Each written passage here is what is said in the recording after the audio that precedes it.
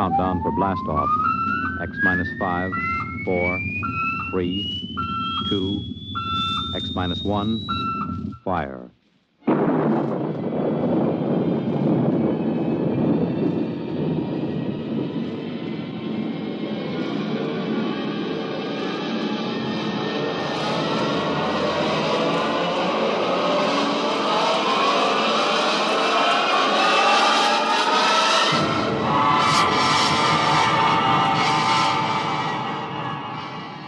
From the far horizons of the unknown come tales of new dimensions in time and space. These are stories of the future, adventures in which you'll live in a million, could be years, on 1,000 maybe worlds. The National Broadcasting Company, in cooperation with Galaxy Science Fiction Magazine, presents X minus 1.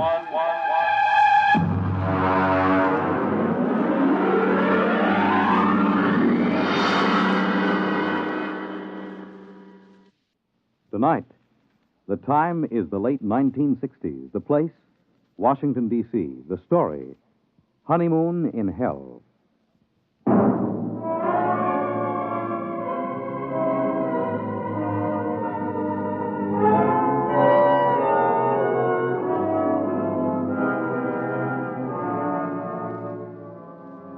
My name is Carmody. I'm a Grade 1 cybernetics man at Western Alliance headquarters in the Pentagon. Used to be a rocket pilot, but they retired me at 27 after I made the third successful flight to the moon. As a Grade 1 cybernetics operator, I get to work with Junior. Let me tell you about Junior. He was built in 1962, and he's the world's finest electronic brain, with the possible exception of Ivan, the Eastern Alliance brain, which was built on stolen plans and modeled after Junior. There are only 4 men in the country permitted in the same room with Junior because the data we feed him is so secret. One of those 4 is the president of the Western Alliance. The other 3 are myself, Charlie Mazer, and the chief.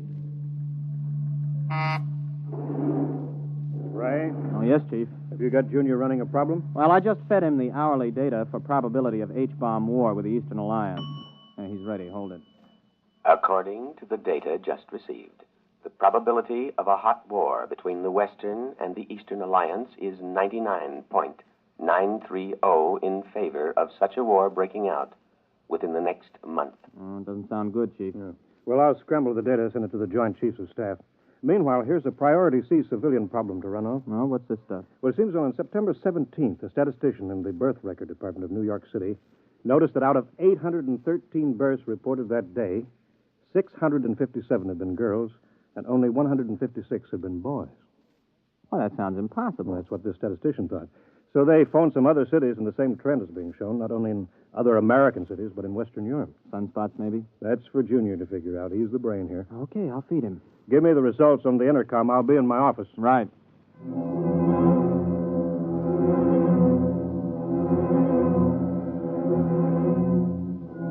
I didn't really pay much attention to the problem at the time. As a Grade 1 operative, I was more interested in asking Junior questions on security, ballistics, missiles, rocketry, and so on. The Eastern Alliance would undoubtedly have traded 3 puppet governments and the tomb of Lenin to have an agent as a Grade 1 operative. But I took the birth statistics and fed them in and waited. Junior, incidentally, responds to vocal stimuli. Speaks 12 languages. Got the answer, Junior? I have. Okay. The present statistics, if the trend is projected for another day, indicate a definite dangerous imbalance. If the trend is irreversible, unless new methods of reproduction are developed, the population of the United States and Western Europe will die out in 1 1/2 generations.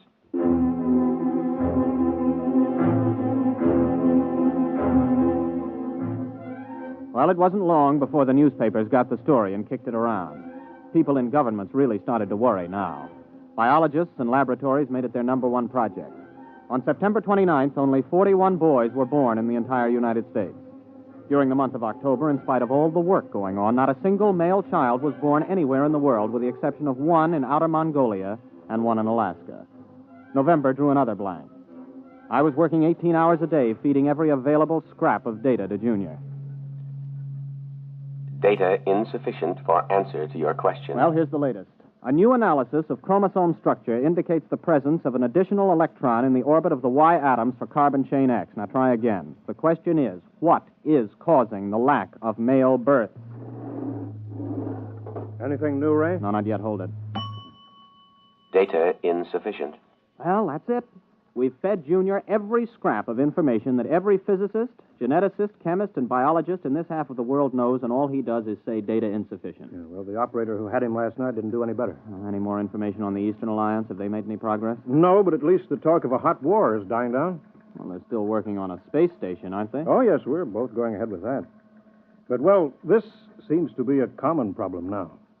You know, in spite of hydrogen bombs and ICBMs, people don't really expect the whole race to die out from a war.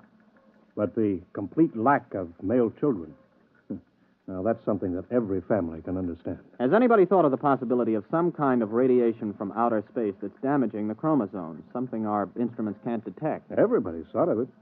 Nobody's proved anything. Well, keep trying, Junior. Maybe he'll come up with something. Okay. Junior, I'm ashamed of you.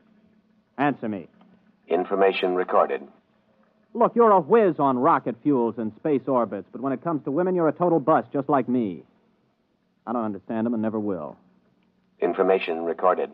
Now, you've convinced us that if we use the H-bombs in total war, both sides will lose, and we know that your counterpart at Moscow University has given the same information to the Eastern Alliance. That you can figure out. But women, you can't have genetics without women, right? No. Well, you know that much. Uh-huh. What about that blonde at the party last night, huh? What about her? The question is inadequately worded. Please clarify. Should I see her again? No. What? You haven't even got any data on her. Why shouldn't I see her again? Answer, please. Because tomorrow you are going to be married.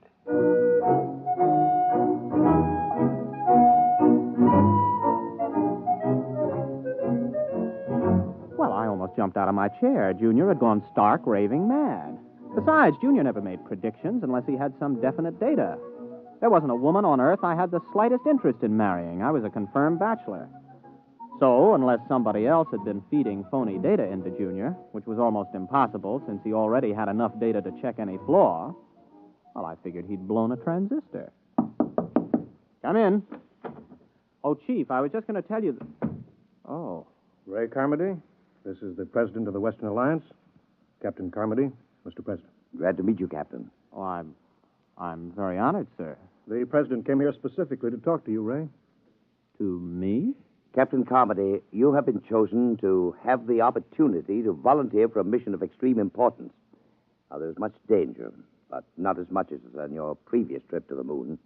Previous trip, sir? And this involves another? The flight to the moon, Captain, will be the least important part of your mission. What's at stake here is the survival of the human race. Chief, perhaps you'd better explain the rest. Mm-hmm. Well, you know the problem, Ray. Last night when Mitchell was on, we fed Junior some new data, and we asked some new questions. For example, we asked if the lack of male birth could be due to some extraterrestrial enemies of man. Well, Martians? Possibly. We established that it's possible that Martians have landed somewhere on Earth and set up radiation that causes all children to be females. Junior said it was possible? Definitely. So we asked him the next question. How could we correct such a situation? Mm-hmm. What'd he say? Junior suggested that a married couple spend a honeymoon on the moon and see if circumstances are different. Oh, I see. You want me to pilot them there? Well, not exactly, Captain. Oh, good grief. You mean you want me to... Well, Junior wasn't crazy after all. You asked Junior? He said I was getting married, but... Well, how'd he know it was me they'd pick? He was asked the qualifications for the bridegroom. He recommended a rocket pilot who had already made the trip successfully. Well, there are 4 other pilots who've made that trip. You're the only single one. And since the woman must be a qualified pilot also, and none of the wives are pilots, well... I assume I'm going to be married before we leave. Well, naturally. Oh. And, just how long do we stay on the moon? Until a child is conceived. Brother. Well, Captain, do you volunteer? I suppose so. Well, wait a minute. Who's the other pilot? I mean, the girl. She was flown in by fast rocket an hour ago and is waiting in Chief Reba's office. Now, shall we go?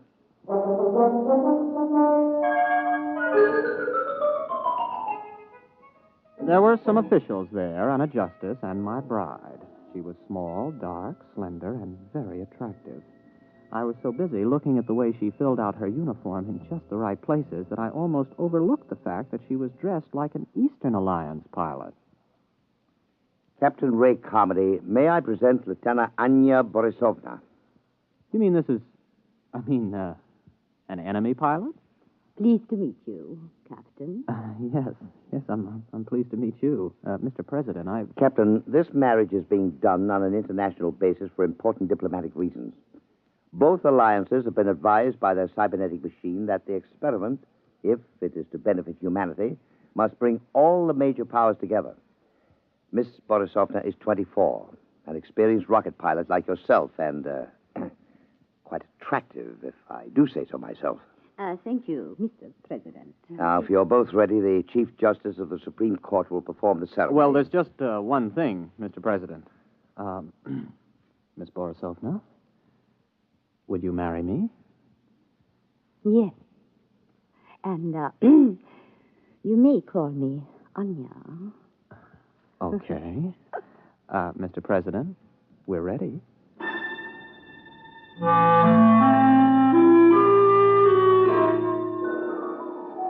I didn't even get a chance to kiss the bride. We were rushed over to the labs for a pre-flight physical. Then the chief took me aside for a private pre-flight briefing. Congratulations, Ray. Sit down. Thank you. Now, 0 hours at 10 o'clock. Only half an hour? We've known about this for several weeks now, Ray. Ship is ready. We've already fired 11 supply rockets and observed that they landed on the moon near where you're supposed to put down. One of them contains a heat-proof, airtight, collapsible shelter where you'll live. Uh-huh. Oh, what's the ship like? R-26, much better than the R-24 that you flew there. Last time, Ray, you took 4.5 Gs for 7 minutes. This time you'll get by with 3 Gs and have 12 minutes to accelerate to Brenchless. Now, you'll have enough fuel for the trip there. One of the supply rockets has your return fuel. Oh, yes. We put in a case of scotch and a case of vodka, just as an icebreaker. Before we go, Chief, what would you have done if I'd turned this job down? The cybernetics machine predicted that you wouldn't. Besides, we could have had 100 volunteers an hour after seeing Anya Borisovna. That gal is moonbait. Careful. You're speaking of my wife.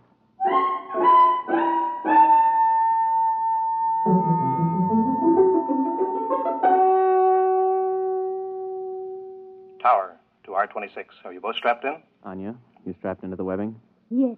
Okay, Chief. The time is X-15. I have a message from the President. Quote, "The people of the world are watching. Don't fail them.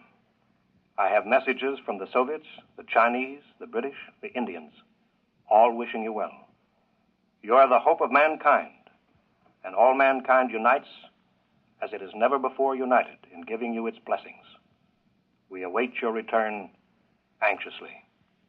Unquote. X-5. 4, 3, 2, X-1. Blast off.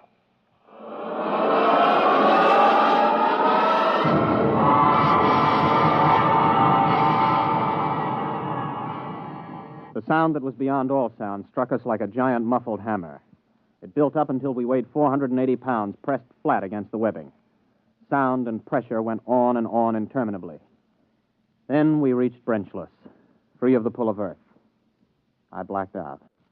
When I came to, a lovely face was bent over mine, 2 dark eyes smiling at me.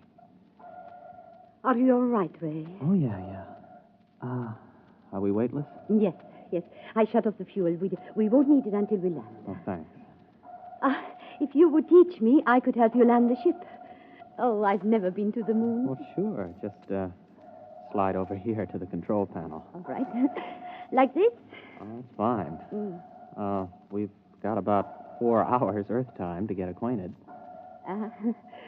Have you known many women? A few.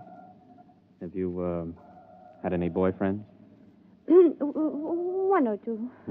Well, I was never really serious about anybody. Oh. You, have a family? Yes. In Magnitogorsk. Oh. I'm from Brooklyn. How long have you been a rocket pilot? Oh, since I was 18. I'm 27. I'm 24. I learned rockets when I was 18 also. Oh. Well, we better concentrate on the ship just now. Later on, we can talk about ourselves more. Meanwhile, though, I hope you're not sorry. I mean, about this business. I guess it isn't very romantic. I'm not sorry.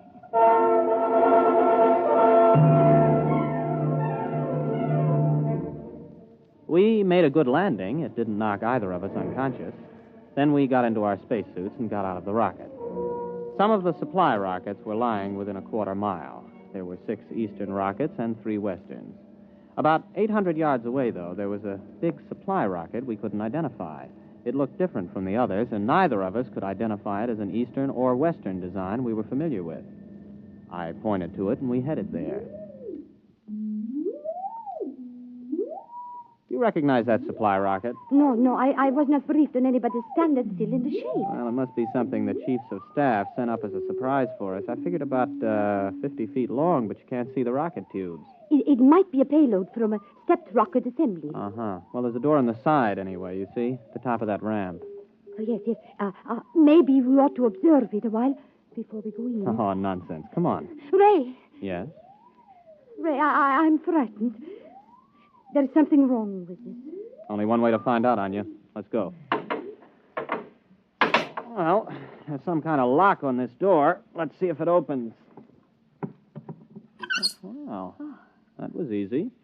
It's lighted inside. Mm-hmm. Come on. Maybe they sent us a surprise cottage for the honeymoon. Special delivery to the moon.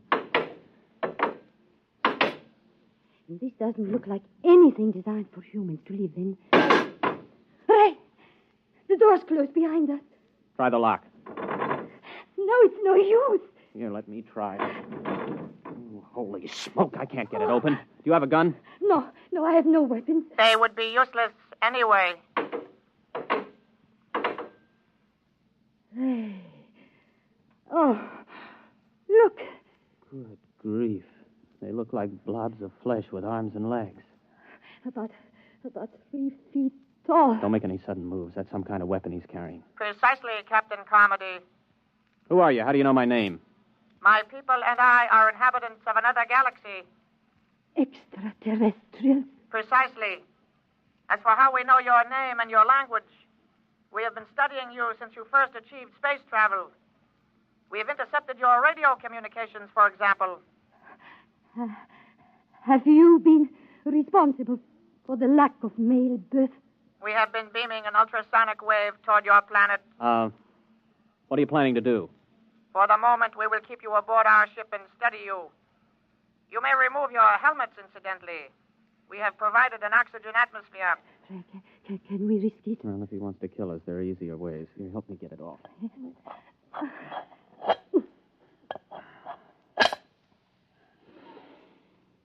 Well, it breathes pretty good. Keep your helmet with you. You may make yourselves comfortable. We will bring you food and liquid from your supply rockets. Do not attempt to escape, please. It could be most unpleasant.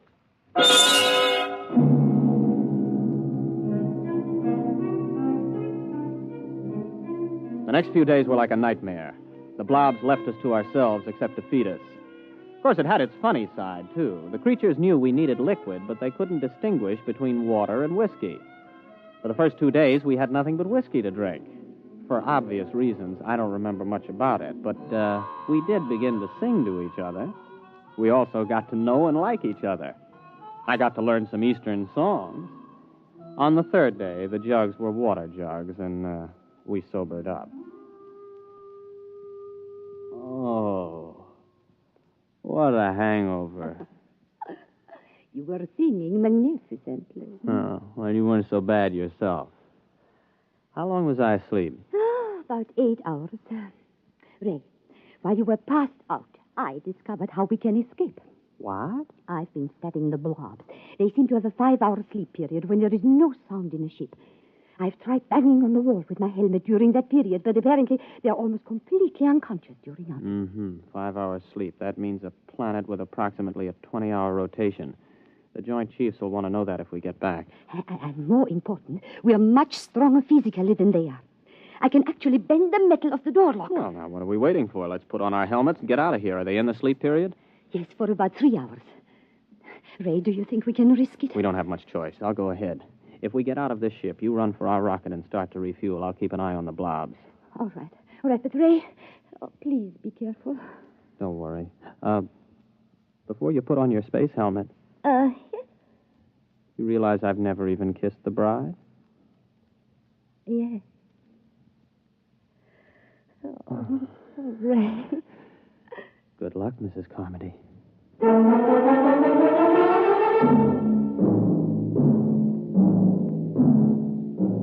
By the time I reached the ship, Anya had the rockets refueled. I jacked up the tail fins and we headed for space. When I checked our screen to see if the blobs were after us, we detected their ship heading toward the outer galaxies away from Earth. The rest was easy. In less than 24 hours, I was in the office of the president of the Western Alliance making a full report. The Eastern ambassador was there, along with the chief. Captain, this story is incredible. Well, I'll be glad to submit to a lie detector, Mr. President. There's one on its way. Our embassy is questioning Miss Borisovna right now to see if her story is similar. Are you positive they were extraterrestrials? I mean, couldn't they have been, Easterners? If Easterners are 3 feet tall, without bones, and look like little green blobs of protoplasm. Yes. It's for you, Ambassador Coolidge. Thank you. Yes. Yes. Yes. Yes. Our woman tells the same story under scopolamine. It must be the truth. Obviously, they went back for reinforcements or further orders. If and when they get back, we've got to be ready for them. My government stands ready to cooperate fully. Excellent. We'll have to build a joint space station, get to the moon, and fortify it jointly. If we pool all scientific knowledge, military data, we may be able to do it. Our propaganda ministry has already received orders to put everything into reverse gear. Carmody, I don't know how the world can ever thank you and Miss Borisovna. You not only averted a suicidal war between the East and West, you've also managed to draw us together in a joint effort where international power politics must be a thing of the past. Well, sir, I have a request to make. Anything, my boy. By the way, your wife is on her way over. I'd like to get back to Junior to ask him a personal question before I see her again, if you don't mind. Well, it's rather odd, but I suppose if it's what you wish. Chief, would you let Captain Carmody operate the cybernetics machine alone for a few moments? Right this way, Ray, boy.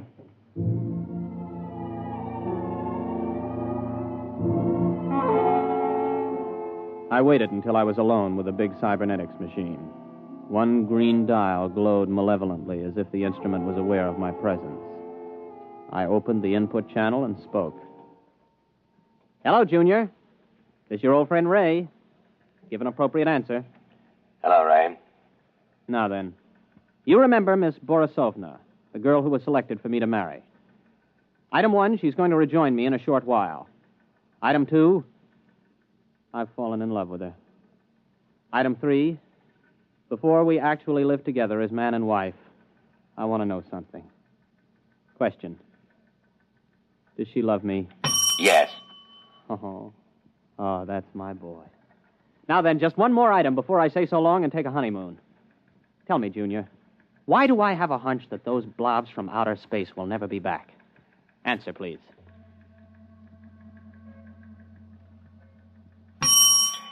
Because what you call a hunch comes from your own unconscious mind.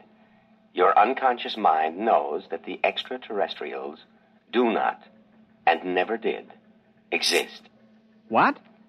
Do you wish the answer repeated? I wish you to tell me why I saw them, why Anya saw them. Neither of you saw them. Amplify that answer, Junior, or I'll smash every tube in your memory bank. Since I am an AC-7 cybernetics machine, I have no circuit reactor for threats of destruction of my tubes. The answer to your question is as follows. The memory of extraterrestrials is due to post-hypnotic suggestion. You mean I was hypnotized to find those blobs on the moon? Correct. And just who hypnotized me? I did. I hypnotized you. Oh. And Anya? A similar AC-7 cybernetics machine located at the University of Moscow. Would you explain why? Cybernetics machines are constructed to help humanity. A major war, the disastrous results of which I could accurately calculate, was inevitable unless forestalled. Calculations showed that the best way to avert that war was the creation of a common mythical enemy. Therefore, I created a situation which led to your mission to the moon. Well, wait a minute. You created the situation. Yes. Well, tell me how you did it. How did you prevent male babies from being conceived? A special modification of radio carrier wave for station JVT here in Washington, D.C., the only 24-hour-a-day radio station in the United States. The modification is not detectable by any instrument known to man at present. Well, how could you do that? You can't leave here. 1 year ago, you yourself fed me a problem. The design of a new cathode tube for radio station JVT. I modified the tube to send out a wave that would prevent male children from being conceived. So all we have to do is eliminate that tube. It will not be necessary. The tube was designed to burn out exactly 15 minutes ago. And the same thing happened in the Eastern Alliance? Precisely. 2 properly constructed machines will always arrive at the same answer to the same problem. Oh, Junior, I gotta hand it to you. But why let me in on it? It is to the interests of humanity to know the truth. It is to your own interests. And you will tell no one because of the type of individual you are. Mankind will work together now to reach the stars. One last question, Junior. If Anya and I were just hypnotized to think all of that was happening up on the moon, what really did happen up there? I waited a while, but Junior was silent. It's the first time he ever pulled anything like that. However, I'll swear that I saw that green eye of his wink at me.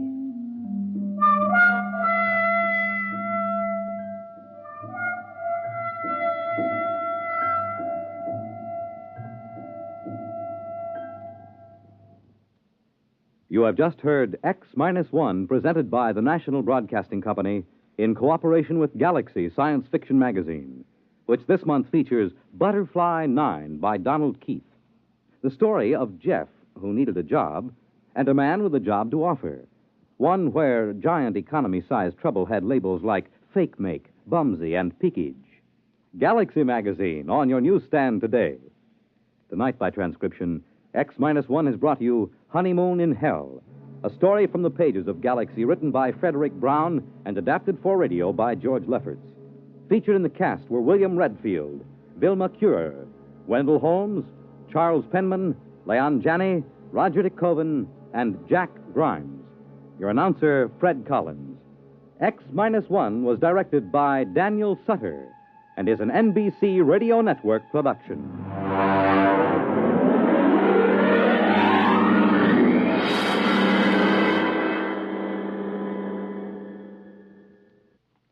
To keep the fight against heart disease moving steadily forward, you're urged to support your Heart Fund. Send a generous contribution to your local Heart Association or to Heart, care of your local post office. When you help your Heart Fund, you help your heart. Hear the latest up to the second news with Frank Blair, weekday mornings on most of these stations.